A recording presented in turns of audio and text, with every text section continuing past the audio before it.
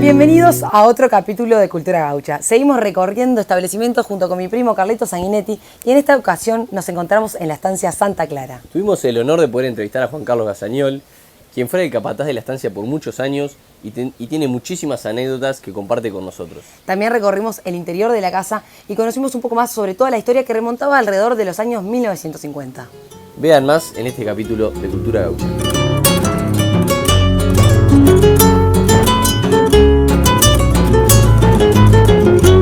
Vayan trayendo los Nos encontramos junto a Juan Carlos Gazañol, capataz, antes capataz de Santa Clara, este establecimiento, que entraste acá, ¿en qué año me dijiste, Juan Carlos? 1956. 1956. 15 de junio de 1956, con 15 años todavía, y en Tremendadero, cuidando pollos, en un carro de pértigo con un burro trayendo la leña para las estufas, para el administrador de aquel momento que era Horta, y para el escritor, la gente del escritorio, para todos.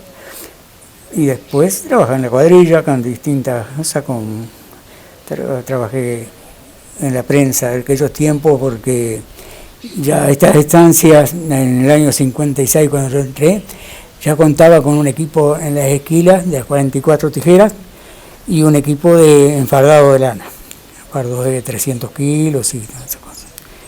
Ya en ese tiempo había. Pero vos, ¿qué rol tenías en la esquila? En la esquila manejaba la prensa. Con el tema de los pollos que nombraste antes, ¿era para consumo de acá o era para vender? ¿Cómo funcionaba? No, era para consumo de las casas principales, todo eso. Así que un hombre de varios oficios, aprendiste de todo un poco a lo largo de tu vida. Cuando llegué no sabía nada, de nada. Ni la convivencia mismo, cuando éramos como 100 personas trabajando, cómo se convivía. Todo eso se aprende. Cuando lo más importante que debe tener la persona cuando comienza es el respeto por los demás. Cuando tú respetas, te van a respetar. Y de ahí fui creciendo, aprendí a manejar tractores, que nunca había estado en ningún lado. Después aprendí a manejar autos, camiones y hacía toda esa bulla. De ahí fui marchando y viniendo por mucho tiempo, trabajando con distintos capataces, sin ningún problema. Y en el año 58, Estancia Santa Clara, ya se hacía la inseminación artificial de lanares.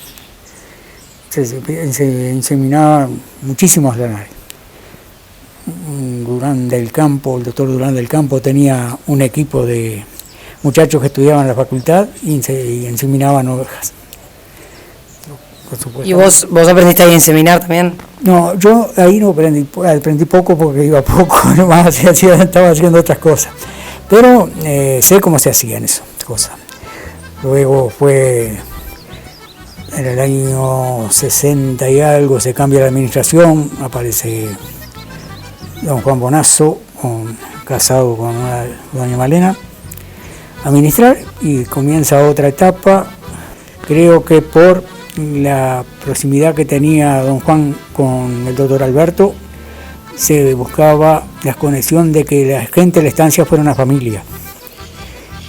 Y ahí aprendimos a tratar con muchísima gente. Yo le agradezco a la vida, le agradezco a la estancia, que me dio la oportunidad de crecer como persona. Lo demás no tiene mayor importancia, lo que tiene importancia es ser buena persona. Y lo fuimos haciendo y pasaron los años. Después estaba con los hijos, después de don Juan, después con los nietos, y ahora sigo acá en la vuelta tratando de ver qué hago. Y lo que nombraste antes, que es muy importante, sentirte parte de la familia. Anteriormente, cuando dijiste que había que convivir con otras 100 personas más, eran todas personas que trabajaban acá, ¿cómo era esa dinámica antes? No, eran todas, vivíamos acá, y después estaban la gente de los posteros, que nos juntábamos una vez por año, 3 días o 4, para las misiones, y ahí convivíamos con todas las familias y nunca hubo un problema de falta de respeto de nadie. También tuve suerte de conversar a través del trabajo que me habían dado de chofer, de andar trasladando gente. Tuve la enorme suerte de cruzarme con el padre Algorta, con el padre Requena, en largos viajes de Montevideo, porque en aquel tiempo demorábamos como 3 horas y media en venir, los caminos. Y Sarita Hughes, que nos enseñaba muchas cosas, nos enseñó muchísimas cosas. Siempre estaban diciéndonos algo. En el año 60 y algo, cuando empezó don Juan, después el veterinario del momento era el doctor Jausolo, y si no, el doctor Livio Duto, que traía todas las cosas de Nueva Zelanda, de todos lados, y ella, en ese tiempo empezó don Juan Bonazo con el destete precoz, el destete temporario, la acumulación de forrajes, y ahí nos fuimos haciendo todo, y todos aprendíamos algo. Cuando se jubiló el último capataz que yo tuve, que era Martínez, y quedó ahí, pero el tema del capataz o no capataz no pasa por tener la autoridad, pasa porque alguien tiene que ser el peón que esté primero, porque nada más. Después los muchachos todos ayudan, todos, terminás la hora de la jornada y sos el mismo compañero que vas a jugar a la pelota en mano, que vas a jugar. Es importante eso que decís, Juan Carlos. También pasa por lo que es la experiencia, no en todos los casos, pero sí por la responsabilidad que uno tiene, capaz como capataz. En todos los casos tiene responsabilidad, pero capaz que se siente también responsable un poco por el trabajo de los demás, ¿o no es así? Claro, pero el trabajo de los demás te va a estar. Si vos, el que vas a mandar algo tiene que saber cómo es el trabajo, si no, no lo puede mandar. Porque está dependiendo de que el hombre lo hizo con todo el gusto y de repente no lo hizo como lo necesitaba. Es una cuestión de rutina más que de otra cosa. Y en cuanto al entretenimiento que nombrabas cuando volvían de trabajar, ¿jugaban a algún juego de cartas? ¿Qué solían realizar en aquellas épocas? En aquellas épocas nosotros trabajábamos, y perdona que me cause risa de repente, nosotros trabajábamos de sol a sol. En verano las jornadas eran enormes, pero trabajábamos a las 5:30 de la mañana, comenzaba la jornada, haciendo cosas en la más cercanía de la estancia hasta las 8, que era el desayuno. A las 8:30, media hora para el desayuno, y ahí arrancábamos hasta las 12 menos cuarto, que sonaba una campana que nos llamaba de cualquier lado. Estábamos esperando el almuerzo, y cuando terminábamos de almorzar, mal terminábamos, nos íbamos a la cancha de fútbol a jugar al fútbol. A las 3, cuando tocaba la campana, veníamos corriendo desde la cancha, todavía no habían llegado, un poco de agua en el aljibe, y a trabajar hasta las 8 de la noche. Si a las 8 de la noche, si nos quedaba un poquito de luz, jugábamos algún partidito a la pelota de frontón, ¿no? Siempre estábamos en movimiento. Y cuando hoy escucho que todas las bolsas se bajaron a 25 kilos o 30 porque eran muy pesadas.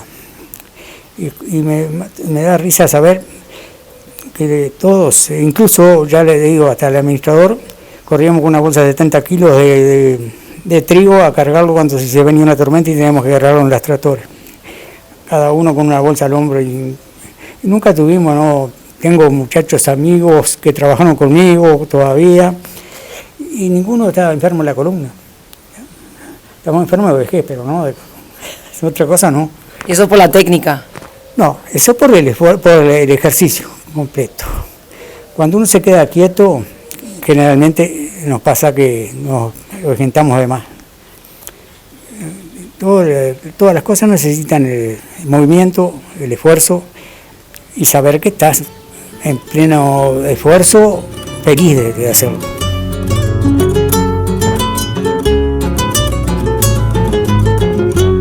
Vayan trayendo los rescados, gurizá. Después la atada de crina y basto apretado. De domingo se Juan hacen Carlos, rollos y en nos las estabas provincias contando se colan. un poco de este mapa, era la llegada de la luz a la zona. Sí, claro. ¿Cómo fue?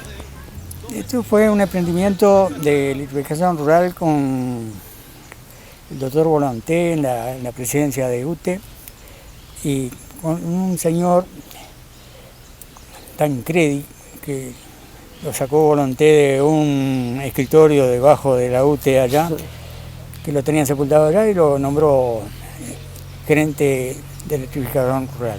Empezamos todo este proyecto, gente a la cabeza, Bonazo, que era el que venía estudiando y acomodando maquinarias, y toda la zona. Lo costearon en su momento, era una experiencia nueva, costaba dinero, pero los productores así lo entendieron de toda la línea y todos se pusieron. Con la maquinaria de acá, peones de acá, un capataz de UTE y Tancredi como director general. Con eso salió esa electrificación desde Venado Encantado hasta acá, hasta la escuela 115. Y antes de eso era todo a motor. Todo a motor el que tenía, y si no molino y batería, molinos de viento y las baterías en los puestos. ¿Y ahí cómo hacían para mantener la comida y demás? Todo era En aquel tiempo había encharque y lo que venga, ¿no? Claro. Antiguamente se mantenía la carne charqueada, que le llamaban, o carne en sal. ¿Cómo era? Cuénteme un día de esa época.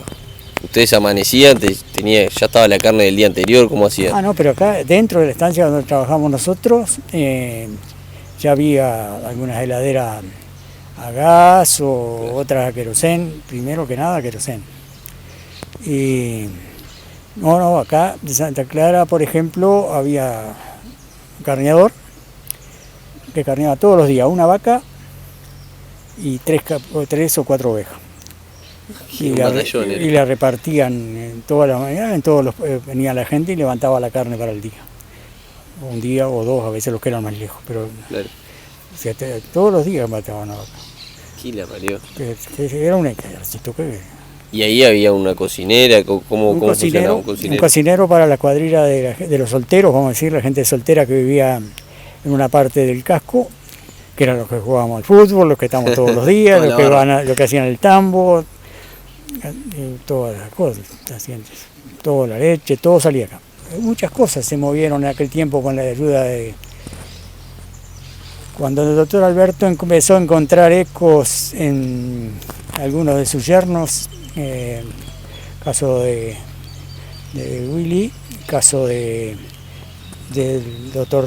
señor Urioste. Voy a hacer un parate, está hablando del doctor Alberto Gallinal, que estuvimos en lo que fue el establecimiento San Pedro, casi de la familia de la estancia Santa Clara, y también había mucha conexión entre las estancias y la vuelta, hasta partidos de fútbol, todo me comentaban. Sí, claro que había partidos de fútbol y distintas actividades en común. El partido de fútbol, el doctor Alberto no jugaba, pero Lucio Olgorta entraba con sus botas y nos pegaba patadas que no... ¿Y quién ganaba? Había habilidosos, me imagino, había algún otro que ligaba patadas. Sí. No, siempre había, sí, a veces. No sé, yo creo que ganábamos todo, porque terminaba el partido y volvía a hacer toda la barra a conversar de distintas cosas que habían pasado en el partido, pero sin ninguna... Un tercer tiempo, como hoy en día. Sí, no había nunca nada. Siempre terminamos todos amigos de todas, siempre. Era una diversión nada más, encontrarnos allá, acá o en el rincón, con la gente del doctor, de don Juan Pedro Gallinal, que toda la estancia Rincón también tenía su cuadro, nos encontrábamos y ahí estábamos. Volviendo a esos momentos donde usted era capataz de la estancia, su equipo de cuánta gente constaba, cuántos eran que salían. Hubo mucho porque ya cuando yo empecé, después empezaron las exportaciones y todo el ganado en pie que se empezó a vender, los lanares. Hubo un momento de tener casi 100 personas trabajando porque en aquellos momentos la maquinaria no cumplía tanto. Claro. Era a manopla, las bolsas al hombro y a 100 personas todas a cargo tuyo. Todos estaban a cargo de y de los otros capataces, también si había el de campo. Era un equipo, claro. Era un equipo de gente que necesitaba trabajar y nosotros necesitábamos que la gente trabajara, pero siempre, después, ya te digo, siempre el primero tiene que ser el que está, porque después los demás siguen. ¿Y cuántos caballos ensillaban? No, la gente de campo no, unos cuantos, pero estaban los puesteros, estaban los de acá en el casco, es decir, la gente soltera que estaba, pasarían unos 8 o 10, después ya estaban eran puesteros que venían, todo. Pero eran grandes. Yo creo que todos nos interesaba los deportes de movimiento, no los deportes tranquilos, sí, no los deportes de movimiento. Estuvimos en un momento dado, teníamos un billar para jugar, en las horas de noche los mayores jugaban algún billar y conversaban de distintas cosas. Ya por allá por el 70 ya teníamos los sábados de noche cine. Mirá. Se armaba un proyector chico y unas cosas. Traíamos las películas, los rollos de películas y se pasaban y nos juntábamos a mirar cine y pasábamos un divertidísimo. Sí. Bueno, Juan Carlos, impresionante, la verdad que se nota que has vivido experiencias lindas por acá. Un gustazo haber compartido estos ratos contigo. Porque me dieron muchas oportunidades.